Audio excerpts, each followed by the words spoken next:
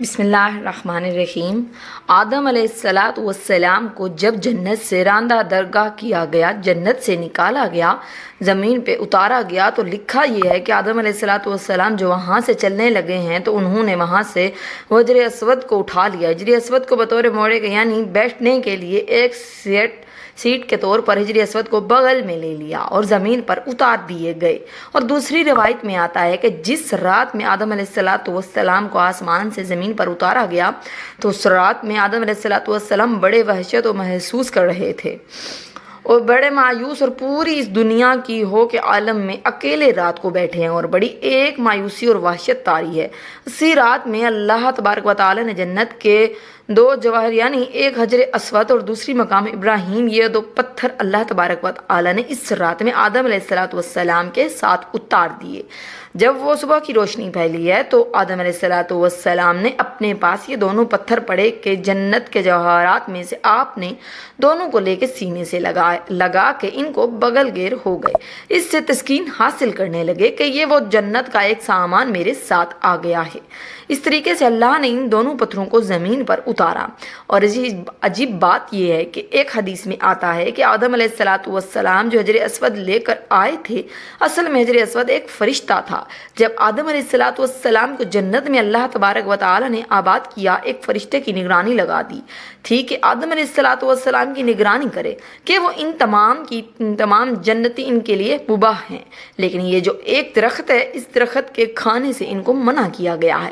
تو تم اس کی نگرانی کرتے رہو، کہیں آدم علیہ السلام اس درخت کا پھل نہ کھائیں۔ چنانچہ یہ فرشتہ جو ہے وہ آدم علیہ السلام کی نگرانی کرتا رہا، تو آدم علیہ السلام بھی محتاط رہے اور جنت کے اندر وقت گزرتا رہا۔ جب اللہ تبارک و تعالیٰ کی تکوینی طور پر منظور تھا کہ آدم علیہ السلام پھل کھائیں اور پھر آگے سارا پڑوسی جو ہوا، تو یہ تکوینی نظام ہے، اللہ کے ہاں یہ ہونا تھا، یہ مقدر تھا، تو اللہ تبارک و تعالیٰ نے آدم علیہ السلام سے اس فرشتے کو اوجھل کر دیا، یعنی آدم علیہ السلام کو فرشتہ دائیں بائیں کہیں نظر نہیں آیا۔ تو جب یہ آدم علیہ السلام کو پھل کھانے کا موقع آیا تو انہوں نے آگے بڑھ کے اس پھل کو کھا لیا۔ جیسے ہی پھل کھایا تو اللہ تبارک و تعالیٰ کے ہاں ظاہر ہے کہ ایک خاص قسم کا غضب نازل ہوا کہ یہ تمہیں منع کیا گیا تو کیوں کھایا؟ تو ایسی ہیبت اور دبدبے کے عالم میں اللہ تبارک و تعالیٰ نے اس فرشتے کی طرف دیکھا۔ جب اس بیت کے عالم میں اس فرشتے کو دیکھا تو فرشتہ خوف سے پتھر بن گیا اور وہ حجر اسود کی شکل کے اندر قائم ہو گیا، اور جس کو آدم علیہ السلام زمین پر لائے۔ اس کی تائید ایک دوسری صحیح حدیث یہ ہوتی ہے، نبی کریم صلی اللہ علیہ وآلہ وسلم فرماتے ہیں کہ کل روز قیامت میں جب حجر اسود میدان حشر میں آئے گا تو اس کے دو کان ہوں گے، اس کی دو آنکھیں ہوں گی، اس کی زبان ہوگی، باقاعدہ ہاتھ ہوں گے، گویا کہ پورے ہاتھ پیر کے ساتھ یہ میدان حشر کے اندر پہنچے گا۔ اور ساتھ ہی نبی کریم صلی اللہ علیہ وسلم نے فرمایا کیونکہ حجر اسود اصل میں ایک فرشتہ تھا، وہاں اللہ تبارک و تعالیٰ دوبارہ اس کو انہی اعضاء کے ساتھ ظاہر کر دیں گے، اور وہاں پہنچ کر پھر دنیا کے اندر ان کو بوسہ کرنے والے جو لوگ ہیں ان کے حق میں گواہیاں دیں گے۔ تو معلوم ہوا کہ حجر اسود ایک فرشتہ ہے کہ دنیا کے اندر جو لوگ ہیں جو اس کو بوسہ دیتی ہیں وہ تختی پر نوٹ ہو جاتا ہے کہ اس آدمی نے مجھے بوسہ دیا، اس کے گناہ معاف کر دیے گئے ہیں، تو کل روز قیامت میں اس کی گواہی دے گا۔ اور مزے کی بات یہ ہے کہ دنیا کے اندر ایک بہت بڑے محدث گزرے ہیں، وہ یہ کہتے ہیں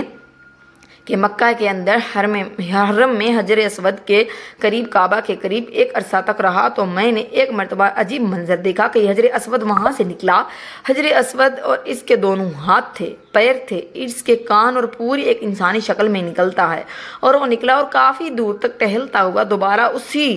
جگہ قائم ہو گیا اور اس طرح پتھر کی شکل میں اختیار کر دی گئی۔ اس روایت سے تائید ہو گئی ہے کہ جو اس